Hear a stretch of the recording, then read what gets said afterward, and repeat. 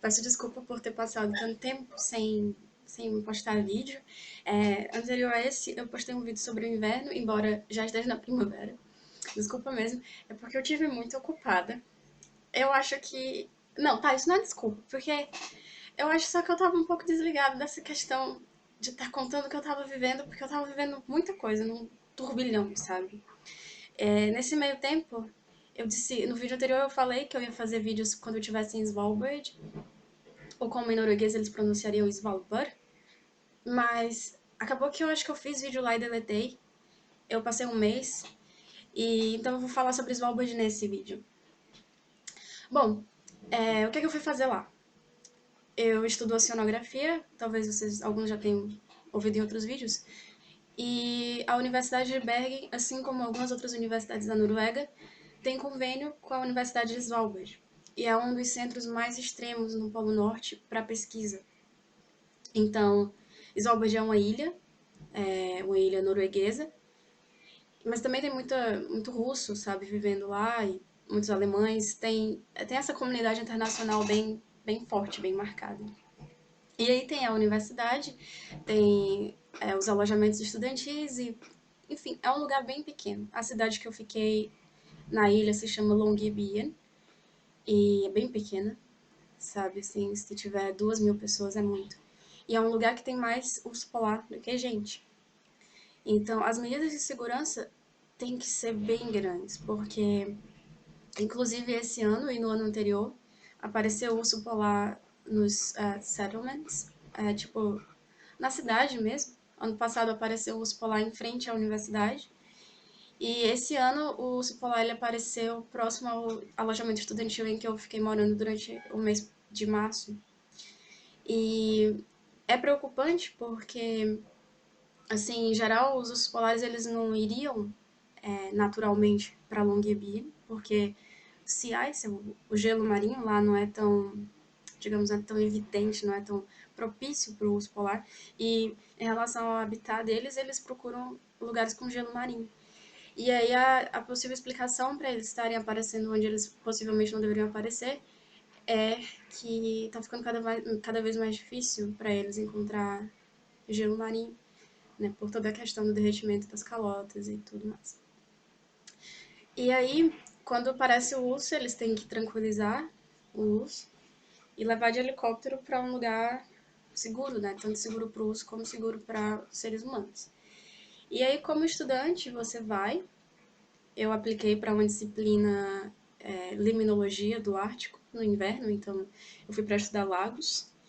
E aí a gente fazia expedições, então ia para bem longe com as scooters, né, snowmobile. Eu não dirigi porque eu não tenho carteira de motorista.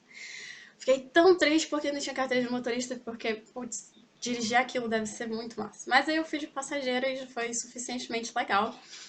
E a questão é que a gente ia para bem longe, então, assim, dentro da própria cidade pode aparecer urso, né? Você imagina em lugares mais remotos, porque Svalbard é aquela coisa que tu vê em documentário. Várias vezes eu olhei ao meu redor e eu me senti como se eu estivesse em outro planeta. E depois percebi que, na verdade, não, eu acho que eu nunca tive tão na Terra como quando eu tive lá.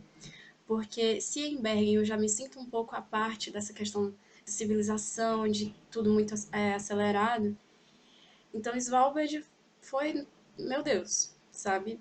Tipo, um mês sem pegar ônibus, sem andando, fazendo tudo a pé, na temperatura de menos 26 graus.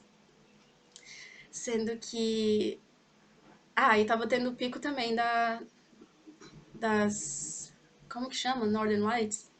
Você fica tão bugado depois de um tempo morando fora que não consegue falar português direito mais. Da Aurora Boreal, né? Eu tava com pico. Então, tipo, você via do alojamento, sabe? Caminhava alguns metros e via. Teve um dia que eu voltando pra casa, uma noite de madrugada, olhei pra cima, tava lá. E a vida lá é muito extrema, então você se sente mesmo muito à parte, porque é tudo coberto de neve, não tem árvore, você já chega naquele nível que é tundra, sabe? Não tem árvore. Tu olha ao teu redor, tem várias montanhas, as montanhas são todas brancas, e lisas e brancas. E assim, umas escarpas bem pronunciadas. E é lindo, sabe? É incrível. Mas é extremo, porque tem risco de avalanche, tem risco do urso polar aparecer. Algumas pessoas, infelizmente, já foram comidas por urso lá. Então, é uma coisa séria. Porque o urso polar, ele... Não é que ele... Assim, ele vai se alimentar de seres humanos, mas o urso polar, normalmente, ele vai estar bem faminto. E se aparecer, apareceu, né? Então, o que a gente faz, quem vai passar bastante tempo, tem que fazer o safety course, mandatório, e você aprende como escapar de avalanche, como socorrer outras pessoas, e você aprende a se proteger caso apareça um urso.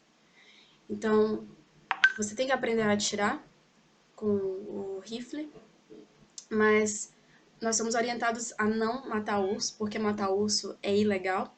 Então, mesmo que tu mate o urso em autodefesa, tu vai preso até tu conseguir provar que foi autodefesa. E aí, a gente é orientado a primeiro tentar assustar o urso, pro urso correr pra longe, pra outro canto. E aí, só em último caso, você tem que atirar mesmo pra matar. E aí vem todo o processo burocrático depois, porque é incrível o respeito que eles têm pela fauna lá. E eu vi foca, assim, nadando, tipo, a metros, poucos metros de mim, sabe? Porque o alojamento estudantil, ele é próximo à universidade, onde eu tava, pelo menos o que eu tava ficando é próximo à universidade, e é nesse fiord. E aí tu pode ficar aí todo dia de manhã fazer observação, né, tipo, da natureza. E aí eu vi umas foquinhas. Então, super recomendo, para quem é dessa área científica, geofísica, oceanografia, biologia, geologia também, e por aí vai, tecnologia em geral. Se vocês vierem para a Noruega, para alguma universidade norueguesa, tipo a de Oslo ou de Bergen, apliquem para Svalbard, porque é uma experiência única, única mesmo. E você passa a ter uma outra percepção do que é o mundo, sabe? E também você vê muitas pessoas esforçadas. E o estilo deles lá é tudo muito peculiar. Então, na universidade, tu entra, tu tem que tirar teus sapatos. Então, todo mundo dentro da universidade tá andando de meia, sabe? Os professores dão aula de meia, você apresenta o trabalho de meia. E vai criando essa sensação bem familiar. E é importante porque tu tá a mais de 70 graus de latitude norte, muito frio. E quando chega o inverno é muito, muito escuro. Então, 3 meses de escuridão, sabe? E aí, nossa, tem que criar essas estratégias, né? Eu não conheci nenhum brasileiro. Ah, minto, eu conheci um brasileiro lá. Por acaso, eu tinha ido lá no correio e eu vi um cara falando português no telefone. Fiquei, meu Deus, brasileiro. E aí, era um cara que trabalha numa empresa lá de turismo e de expedições organizadas e tudo mais. Mas, em geral, eu conheci muitos alemães, noruegueses e russos. E as pessoas lá, nossa, elas levam muito a sério o que elas estão fazendo. Você fica muito inspirado também. Mas então, o vídeo já tá bem longo. Se vocês tiverem mais dúvidas sobre Svalbard, eu vou fazer outro vídeo com muito prazer, porque, sei lá, o tempo já passou, sabe? Já faz o que? Uns 2, quase 3 meses que voltei, ou isso, quase isso. E as memórias, elas ainda estão muito nítidas na minha cabeça. Então, vou adorar falar, e falar, e falar. Tá? Tchau, tchau.